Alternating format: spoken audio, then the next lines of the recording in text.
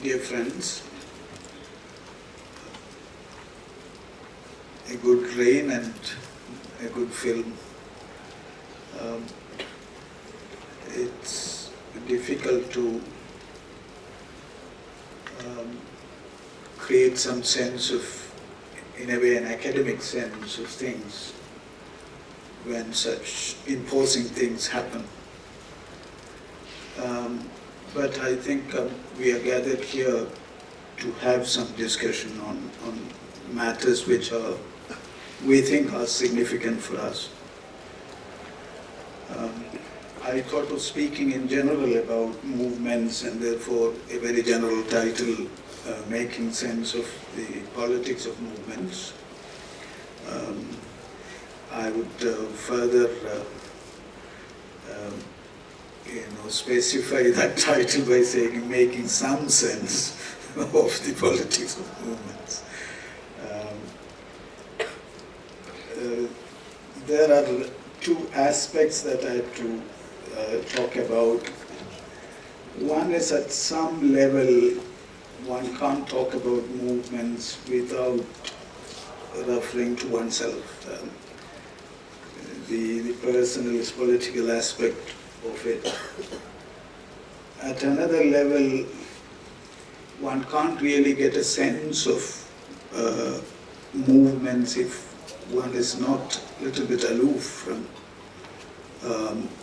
all what is happening. So I'll try to do some kind of justice to this linkage between the personal and the political. First of all, I'll just capture some of the the Arab moment that we have witnessed recently, even though the film is about the Kifaya movement and certain movements before that, particularly in the early 1990s. And I was just telling Varun that I was there. I was living in Cairo during 92, 93. And you know, the Tahrir Square has become some kind of almost like a reified space for people's struggle. The Tahrir I have experienced during Mubarak's dictatorship was that, the surveillance was so intense that you can't escape the state at any moment. And when you found the things that were happening at Tahrir, when the state was literally at a loss how to deal with it, when thousands of people gathered, the power of movement was really out there. It was felt. And in a way, the movement was inventing a new meaning for Tahrir, a new political meaning for Tahrir, and some kind of temporal and spatial sense was giving us political meaning. This is very important because the personal experiences that have been narrated by the participants in the Kifaya movement, their family members, you could see that that is in no way disconnected from what was happening in the street. Rather, it was thoroughly, organically linked. And one has to talk about movements in that linkage. And for students of international relations, this is very important, that whenever we talk about social movements in general, there is a tendency to talk about it simply as a kind of micro realm of human activity whether the individual or the immediate neighborhood activity. But to me, the linkage between the micro and the macro levels of politics is very significant, and that is one point that I want to stress at the very beginning. The other point that I want to make in general, and particularly in an IR context, is that I'm talking about social movements, at least today, in order to make some sense of state and state politics. And I don't need to say here or assert here that the state is very important for IR, and it is. But to me, the movements are one very significant foil through which state can be understood and politics can be understood. So that is one major line that I will be traversing throughout this lecture, even though I may not be referring to that at all points of time, but I'll particularly refer to that, but somehow it's linked with that. As a person who has been teaching international relations for quite some time now, from 1984 onwards actually, I was one who was in a way dealing with questions of movements. And sometimes it was very difficult to connect my interest in movements and my academic aspects of international relations. But at certain very significant times, it helped me a lot. That linkage was very important. In the sense that whenever we talked about international relations, that whole domestic international divide and things like that, we know. One way of linking things from personal life to national, international life, movements made great sense. To not only in a way transcend boundaries, but in a way walk across boundaries, face all those kinds of dangers and the pleasures of walking across boundaries. That is very, very important to me. I'll just narrate some very broad issues that are involved when one talks about the politics of movements. We are talking about a very grand terrain. We are talking about social justice movements. We are talking about resistance to various kinds of authorities. We are talking about the very huge realm of human rights. We are talking about civil society at one level or the other. We are talking about questions of sustainability and questions of development in a big manner. We are talking about modernity, and the whole literature on movements you will find that. And we are talking about almost everything with which we are concerned. We don't look at them through the prism of movements. These are all things that we cover in our studies or we have an interest in. And along with that, the whole question of the state that as I've mentioned.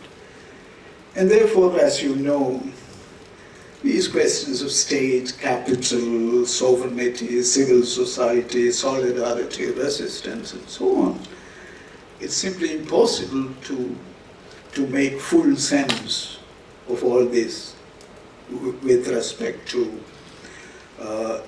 the social movements, as they are in general called, or movements in a very broad sense. So what I will do is to restrict some of my observations to certain points that I think are important, but we will take up matters for discussion for furthering these arguments. A large chunk of us friends from a small village in Kannur district in North Kerala have organized a South Indian environmental activists meeting in 1986. And the 3 policemen who came to report it, and this was a 3-day event in a small school, were totally confused on the questions that were raised at the 3-day event. They didn't know what was happening. Some people were talking about snakes, some others about the Silent Valley movement, some others on IMF and World Bank, and some others on questions of security, and someone else on patriarchy, and it went on like that. And to the policemen, it didn't add up to anything. They were expecting the Maoists in a new garb. They were planning something in this small village. And the Kerala Maoists, they are not very dangerous at all, as you know. But the police were interested in what was going on. But they didn't understand the politics of it. I thought, yes, the state may have a problem in understanding new movements. It's obvious. But at the end of it, when I asked the participants, could everybody make sense and connections of what is going on, that again was not very clear. So new kinds of politics make the state jittery to an extent, expectedly, but new kind of politics also make the participants jittery. That may be a kind of creative tension which can be developed. And then, when there was the anti-nuclear movement in the same district against Perimo, that was the time when I was literally speaking in public with a mic, when the collectorate march was going on from the Perringam village to Kannur collectorate. I was talking about new social movements to the because we already translated Martha Fuentes and Gunther Frank's 10 theses on social movements into Malayalam and so on. And that moment was important because this was against established political parties and their agenda to start a nuclear plant there. And somewhere you were researching on what was happening in the United States, how were companies involved in this, what is the politics of energy in general, and so on and so forth. And whether it is in the 86 meeting or in the movement against nuclear power plants, one thing was immediately clear, that at least I could make some kind of intervention because there is a possibility of my interest in movements and my IR interests directly linked with those kinds of things. And that helped a whole lot, not only for me to realize the linkages, but also that some of the fruits of those kinds of research and students' involvement, etc., could make some contributions to the movement at the ground level. In the 80s and 90s, the environmental movement, with which I had some involvement, was faced with the question of, after all, the Silent Valley movement was already over and that was protected. Then the whole question was, we were asking by that time, yes, we are protecting a whole lot of the forests, and they are rainforests, as you know, in Kerala. But for whom? Because by the 90s it was clear the way around all the discussions on property rights, and then the WTO coming. Almost the environmental movement protecting spaces and forests for the multinationals to come and appropriate. We were otherwise also accused by the state of agents of foreign interests. When you look at it, actually, yes, there is some truth in what the state says, isn't it? And this is precisely the moment I really wanted to stress on the politics of movements. Because if you read any literature of the 1990s on new social movement, that was the discussion at that point of time. Luckily, it is no more the most interesting kind of discussion on movements. What was important was that at that time, new social movement discussions were on civil society, on the but almost like a cultural movement, cultural in a very limited sense, some kind of movement interest not addressing state politics, wary of macro politics of any kind. It was micro politics, the politics of everyday life that you are familiar with. That's a very abundant, rich life you should know. But it was put as if the movements were apolitical in a macro sense. And to me, what was very important was, if I don't link the politics of protection of environment at that time, or the whole question of protection of environment, with the politics of state and international capital, what sense am I making of the movement? And therefore the linkage was immediate and very, very significant. Without making that sense, without bringing that political angle in, what we were doing were actually not fully worth doing. Then came the whole WTO kind of privatized discussion, privatized patents, the whole intellectual property kind of discussions and so on, which ultimately, in a way, made us all, in a very hegemonic fashion, challenge some of the virtues of public good. And it was, in a way, successful in doing. It was as if Bayath, as you know, from the West Asian kind of cases, Egypt including, where street politics and the politics of street were discussed in a fairly detailed manner by him. And he was talking about social non-movements instead of social movements. That was before the Tahrir Square events of the recent one.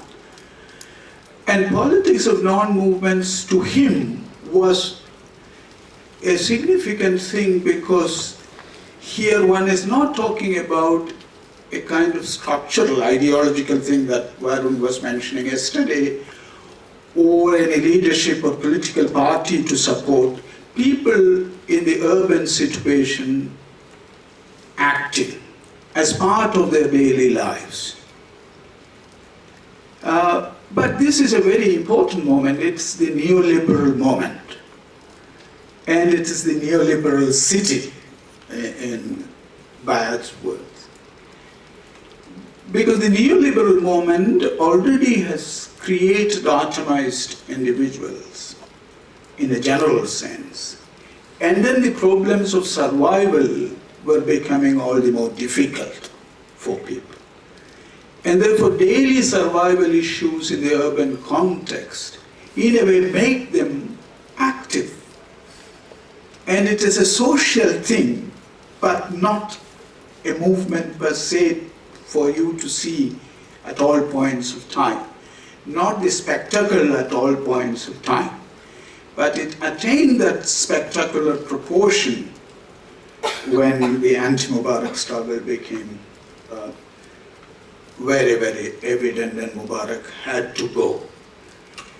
What is significant here is that not only that the gel that was connecting, that sense of community, sense of belonging, and sense of nationhood also in this sense, if that was being, torn off and that atomized individual was becoming important in the new context, what is that gel that will put them together? And I think that is again the area where we inquire politics of movement, what go into making people come together. This will take you to two kinds of movements that people have always talked about. Wallerstein talked about in the 1970s about the social aspect of movements, trade unions, political parties and other things as far as you, or basically those who were questioning the class nature of particular national terrain. And he was talking about political movements which were actually transnational in character, which was in a way determining state system within the international arena, in a way defining nations. One, the social was within the nation, the other was about the nation. And you have seen that this is not simply about, and he was calling the possibilities of both these realms to have kind of anti-systemic movements at that point of time, which in a way was expressed by the African writers, as you know, Apaya or Ngugi and others, talking about the imperialist tradition and the resistance tradition, where the national was a very, very important side of movements. And the national here, in the sense of the movement, was not only about the state in particular form.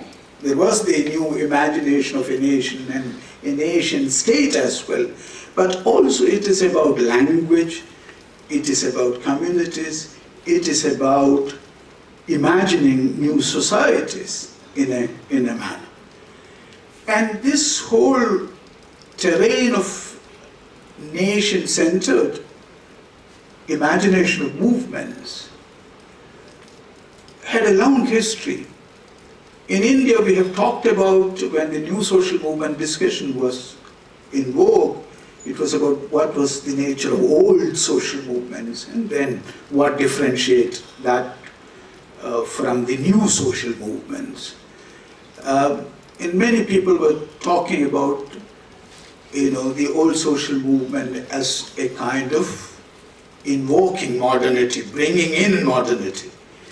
And the new one was, in a way, critique, a major critique of modernity, of development, of all the nation state all that the nation state was bringing in. So this was one point that was made. And in India, the national movement, at one level, that is the national aspect of it. The other ones were called social reform movements, anti-caste, women's assertion and many other things from the late 19th century onwards.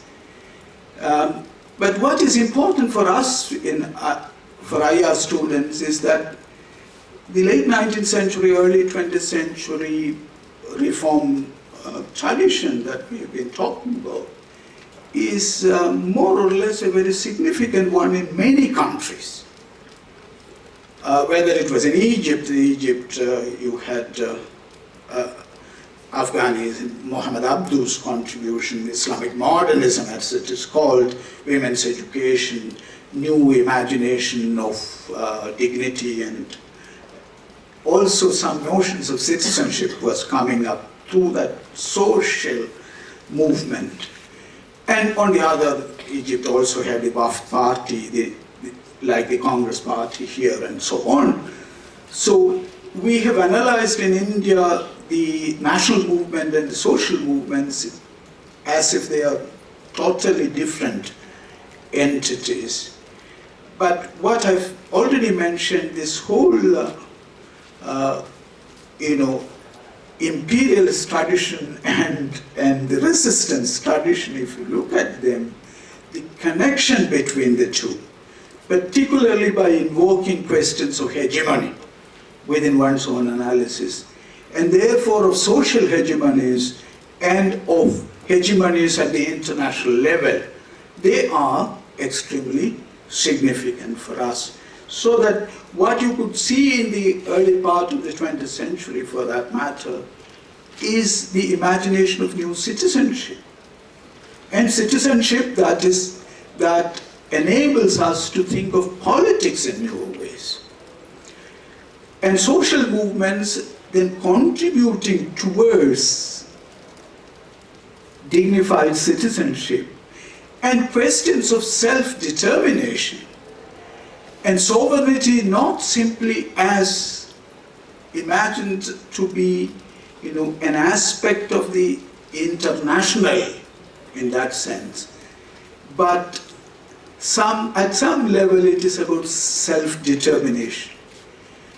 And you could see that, when the Adivasi movements in Kerala, you had the Muttanga movement in the Wayanad district, C.K. Janu and others who led it. Actually, they were talking about the Constitution, fifth schedule of the Constitution, questions of self-determination,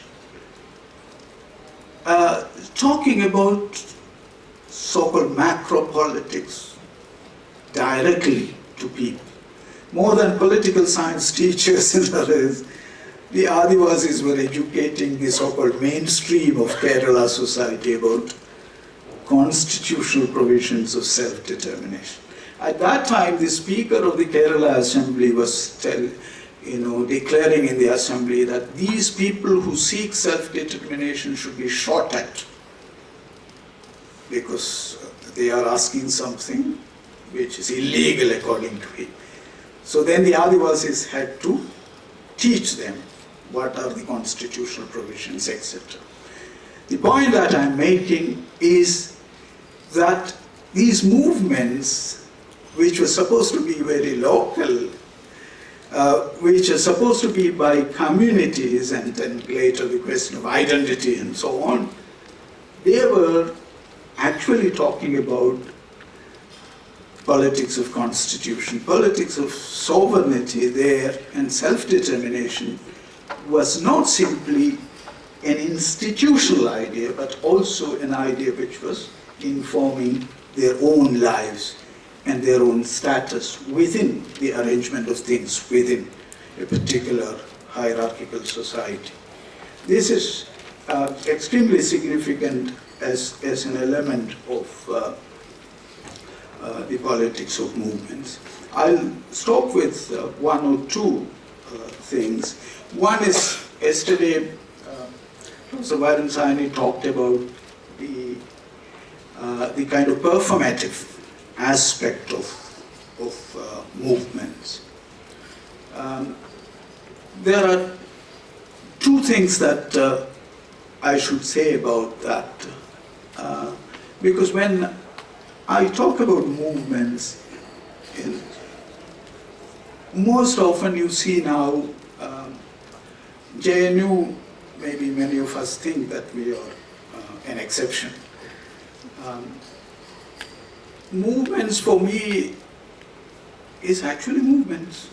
It's about moving yourself, it's just doing something. But many movements are so regimented, it was almost like a military parade or something of that sort.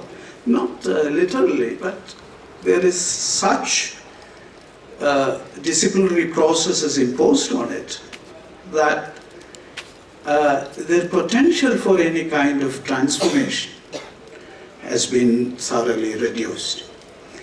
And therefore, one important thing about the performative element, that body political element of movement, is that it's actual assertion, it's actualization of the materiality of the body within a public space. Otherwise, movements do not mean much if movements do not change its participants. And it obviously does, as you've seen from the film. It's no movement at all. And you move and change things, and the changing things change you in that process, that dialectical process that Varun was mentioning yesterday.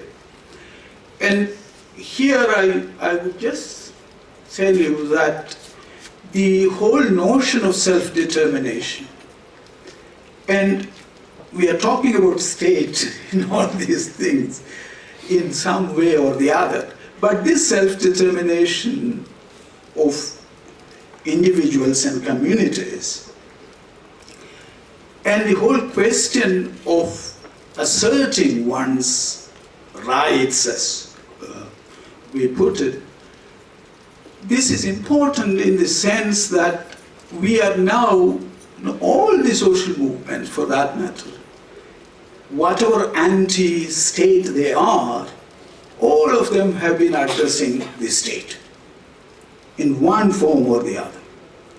The state should do this, the state has failed in doing this, and the state is very significant for them.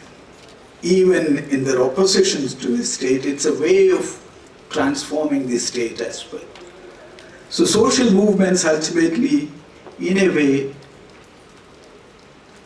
whether said openly or not, in a way addressing the transformation of nation-state politics. This is important. You take environmental movements, you take any movement, take the feminist movement, for example, take any sort of movements, they are addressing the state in certain ways. And therefore, in a way, capturing the imagination of the public in such a manner that state politics has to be transformed along new directions of rights and so on. If the state its face was going outward with capital, with international capital, with other interests, movements have been trying to make the state look within. And in a way, this was mentioned by Wallerstein long back, that movements traditionally, whether it's the 19th century movements or 20th century movement, they've done, in a way, the process of consolidation of nation states. Movements as a process of consolidating nation states. Whether consolidating it or not in the Wallersteinian sense, but I think movements are addressing the nation state and therefore wanting to transform it. And that transformatory aspect of politics is very significant. I'll stop there, and I'll be very happy to to have your questions and develop these things further. Thank you very much.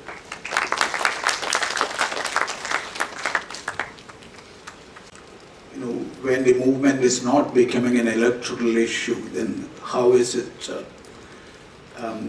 in a way addressing state politics meaningfully, isn't it? And you're talking about the Chipko movement and how social justice issues then come. That is mainly dependent upon to what extent it becomes electoral, it becomes political party kind of thing, etc. Depends upon the nature of the movement, its strength, what I was mentioning was I was not classifying movements in any particular manner, as you could see. What I was mentioning was mainly about what issues are being addressed. And who is before you?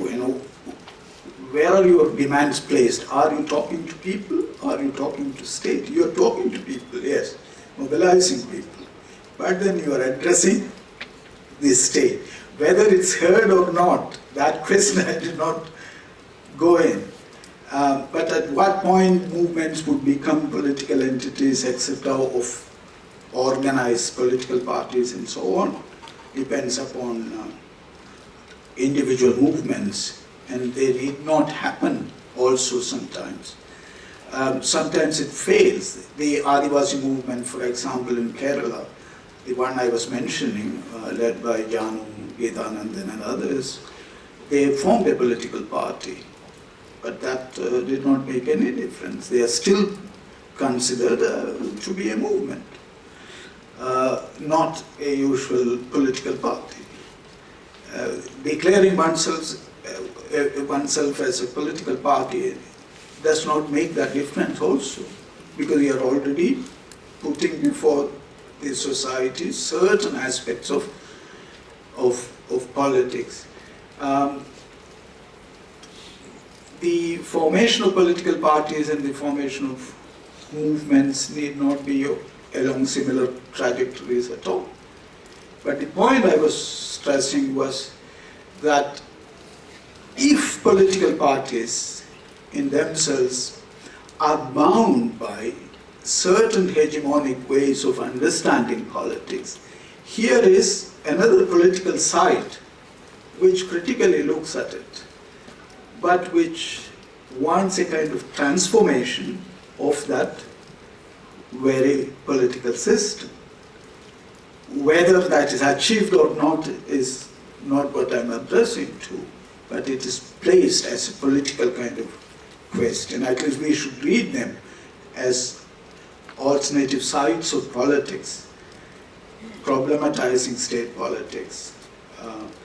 In most cases in constructive ways. Even with the whole question of critique of capital and state capital nexus and things of that sort. Because there is some sense in most movements that we do not have any institutional arrangement for serving public good other than institutions like the state. And in most cases, this is not said openly by any movement, but the way that they address state is almost along those kinds of lines. The other one is about old and new social movements that you were raising, and she was also raising that question. I was not at all happy with that. I do not agree with that distinction of the old and the new. I'm saying that this is how they are classified traditionally as critique of modernity, and even in the so-called new social movements. There's a whole lot of assertion of modernity, isn't it? It depends on a large chunk of Dalit movement, for example. Modernity is a kind of, at certain level,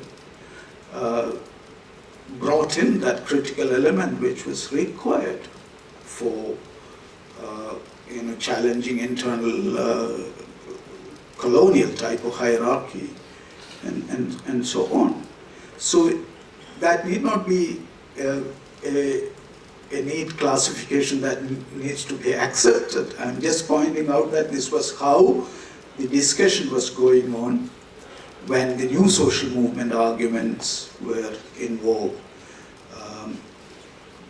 That's still in vogue in certain, I also used in my own writings on new social movements, etc. at that time, but this is how it is placed. That's about Northeast movements, that I think you're agreeing with me that it's very difficult to separate between the social and the political, the national and the social and so on.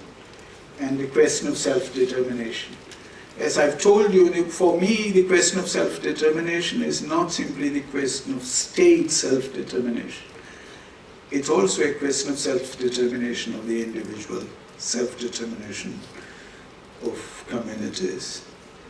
I want to be free, really. And, but I cannot be free on my own. I can be free in collectivities of humans. And that's why there is politics, otherwise there's no politics in the whole process.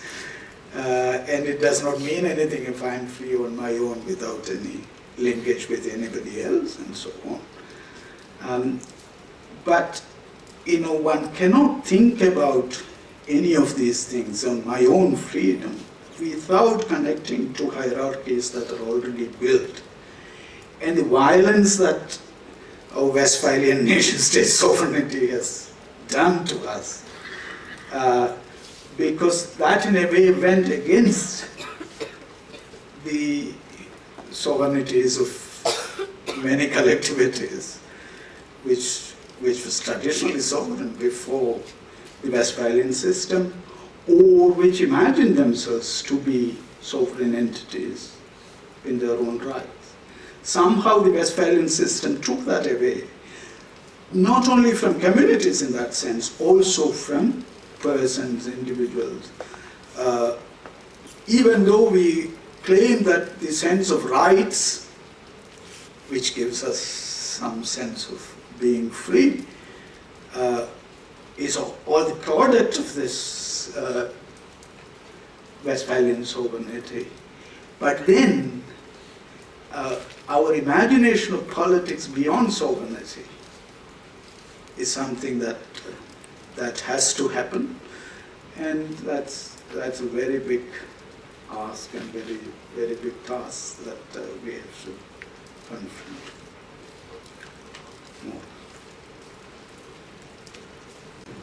Address some of these things.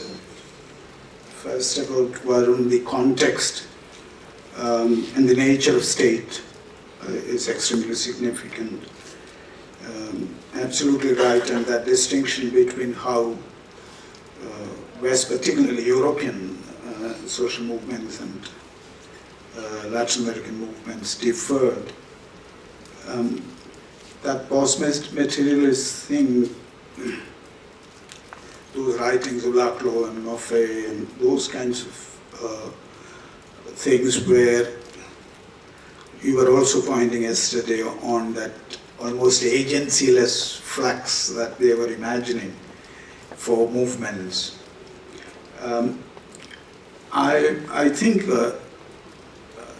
there is a kind of problem, a tension that you were mentioning in that case as well, because the European thing about the identity and what is, it's not simply the traditional questions of agency structure, it's also about a sense of belonging. And therefore some of these kinds of post-materialist arguments are in a way in crisis in where it emerged, because now you have to talk about identity in particular, very assertive kind of manner, and agency becomes extremely significant, I think, in that context. Latin America, and you know much better, but provided a whole lot of great impetus for us to imagine about social movements. And various kinds of things. The liberation theology, for example, was something that, you know, a person like me from Kerala, we were all influenced by such movements from Latin America. But there, yes, the nature of dictatorship, in a way, you know, the concentration of politics in the hands of not so political parties, that was strategic as well. And that context determined that. And later, when there is an easing of political space, whether to become a political party or not, then that becomes an important question. Otherwise, and this happened in Iran, for example, in the pre-revolutionary days, because the mosque was, for example, becoming the bust, as the sanctuary for politics, because that's where the savak, its eyes won't take you.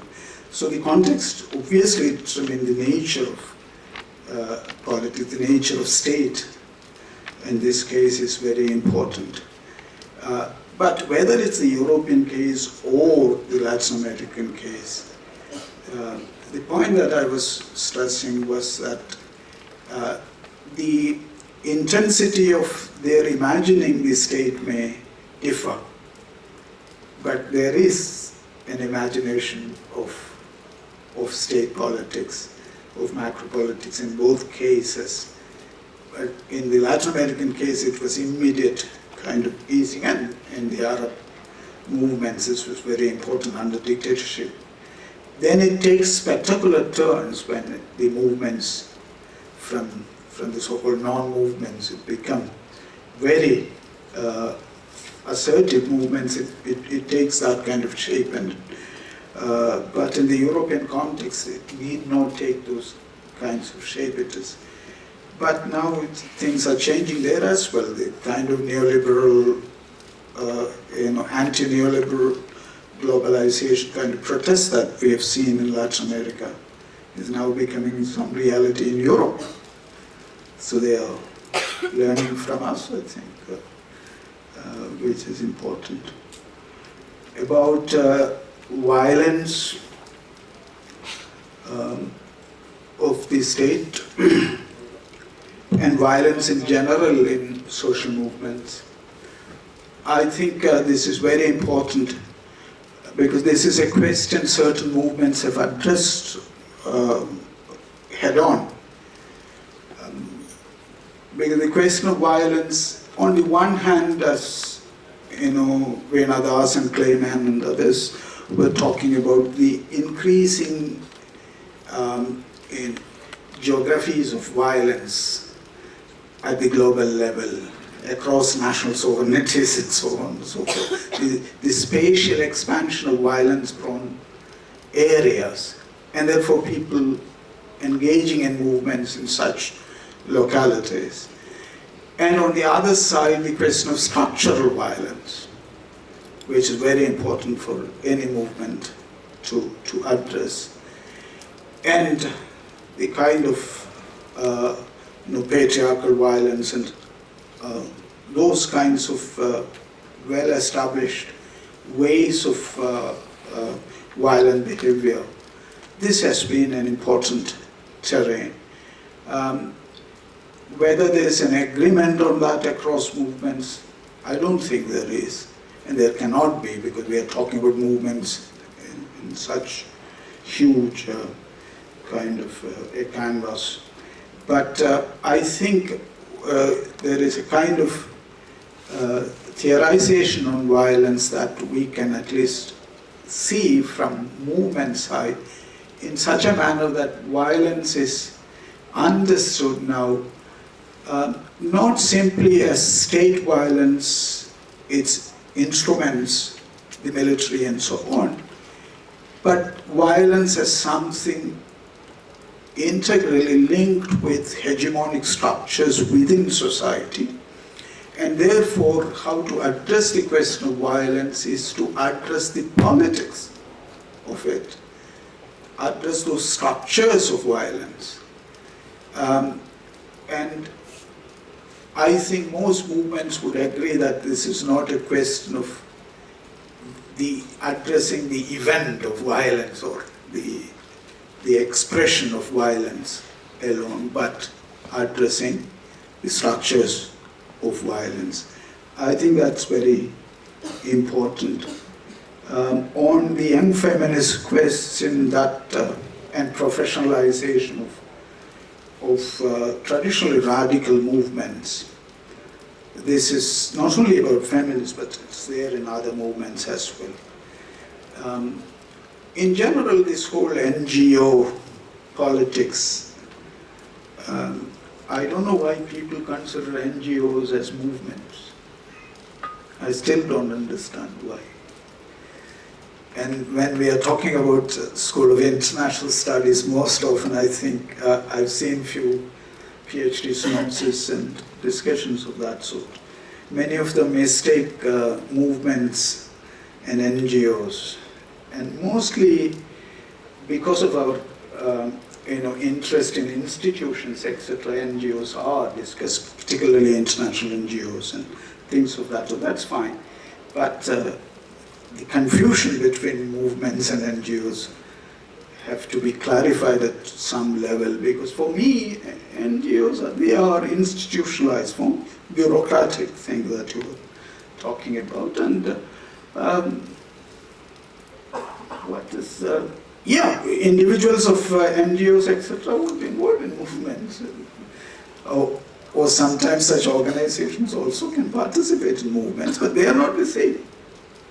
Movements, as I've told you earlier, it involves certain way of free expression of our will, that movement that I was talking about.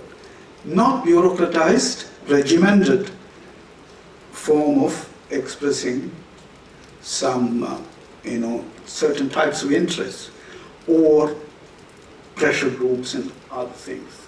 I'm by no means referring to movements as pressure groups but on the question of young feminists, I had very interesting encounters with American students, actually. I was teaching in an American university as a visiting professor for 2 years, and teaching a course on gender and IR. So therefore feminism was an important point of discussion in the class. And that was the time, I don't know whether you've seen Manifesta, the book produced by Young Feminists. It's written as Young Feminists Manifesto. Because for most of these young women in the class, feminism was their grandmother's thing. So, very old, 60s, 70s. And so to make any sense of feminism to their daily lives, you need to write things, you need to, again, that old conscientization kind of program. That kind of thing was necessary to many of them, because they think that they've moved into that so-called post-feminist stage and so on, and that professionalization kind of stage, it's taken for granted, even though that comes from some way not analyzing properly the newly transformed patriarchal nature of the society in which they live. And therefore, some analytical rigor has to be infused in understanding the ways of transformation of patriarchy as such within such societies. And therefore, some kind of antidote to that you know, the so-called professionalism, that's good at one level, but for movements, that's not the best thing to happen. The antidote would be, again, to talk about the whole question of the politics that they are addressing. That politicization of the movement would become very important, I think. But this is a question that's going on everywhere, actually. And about funded organizations, etc. This is one thing that movements always have to face. Particularly, when you have solidarity across nation states. We know that happens most often. But to my mind, most of the funded organizations are mostly NGOs, as I see them, and that to me is not organized, not movements proper, and therefore most of the time it will not come in. But I know instances where, when the Adivasi movement has been happening, if people come and express their solidarity, that in itself is viewed not only by the state, many people within the society, as some kind of funding, some kind of illegitimate intervention, when the national sovereignty logic is functioning. This is, if I'm going to some other country and seeing a movement going on, I would obviously go and see what's happening, and then and if some of their people accuse them of some kind of foreign collaboration, etc., that would be ridiculous. But that happens in our country very much. But that's where some sense of internationalism of the movement is required. Thank you very much.